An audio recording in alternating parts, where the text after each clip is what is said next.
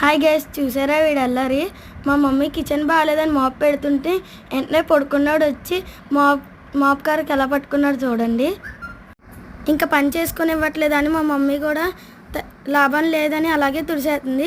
పొడిపోయి కింద దుల్లేసినా కానీ ఇంకా దాంతో ఆరప్పట్లేదు. అదేదో స్కేటింగ్ బోర్డ్ అనుకుంటున్నాడు, మాప్ కార్ అనుకుంటున్నాడు. కానీ మరొక వినీ వ్లాగ్తో కలుద్దాం.